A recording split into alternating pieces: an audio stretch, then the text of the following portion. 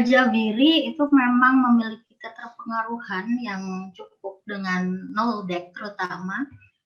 Karyanya itu seingat saya Tarikh Al-Quran dalam bahasa Arabnya, kalau bahasa Jermannya gimana bacanya itu?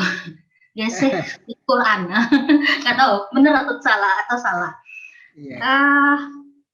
Bahwa memang ketika berbicara otentisitas Al-Quran yang dikritik oleh orientalis, maka tawaran Abid Al-Jabiri dan Izzat Darwajah itu merupakan salah satu solusi alternatif dalam mengkanternya ya.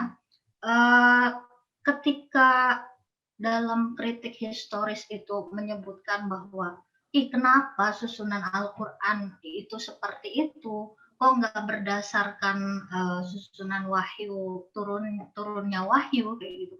Tiba-tiba kenapa tartib mushafi? Nah, inilah yang ingin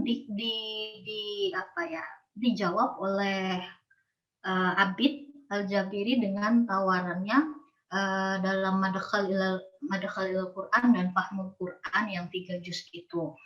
Dan dia menerapkan dengan saya pikir cukup baik dalam menjelaskannya, khususnya dalam tafsirnya Fahmul Quran itu, bagaimana di situ pendekatan sejarahnya sangat terasa gitu. Dan ya memang bahwa yang dimaksud itu bukan hanya kisah tentang peristiwa yang saya maksudkan ya.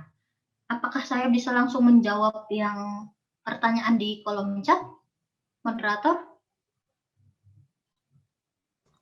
Oke Bu, bisa langsung direspon. Bisa langsung. Oke. Jadi tadi sudah disebutkan ya bahwa Al-Jabiri itu memiliki keterpengaruhan yang cukup kuat dengan Theodor Noldek, salah satu orientalis awal, yang dia memberikan periodisasi atau dating dalam surah-surah Al-Quran itu. Makki Madani ada Makki 1, Makki 2, Makki 3, kemudian Madaniyah 1. Nah, ini keterpengaruhannya. Kemudian apakah sama nih pemaknaan ayat kisah yang digunakan oleh Abid Al-Jabiri dengan yang dibacakan di setiap ceramah oleh ustadz dan guru di kalangan masyarakat. Nah, seringkali yang berkembang di masyarakat kita bahwa kisah-kisah Al-Quran atau Qasasul Quran itu hanya sekedar sebagai kisah. Kisah itu ya udah ada tokohnya, alur ceritanya seperti apa, yang itu lepas dari keadaan penerimanya. Mereka mengabaikan bahwa sebenarnya penerima awal yang harus diperhitungkan adalah Nabi Muhammad. Bagaimana ketika ayat kisah itu dituturkan, itu kan penerima awalnya adalah Nabi Muhammad. Dan ini seringkali lepas dari pembicaraan kisah-kisah Al-Quran yang ada di masyarakat kita. Ya sekedar bahwa kita mengambil ibroh saja dari misalnya kisah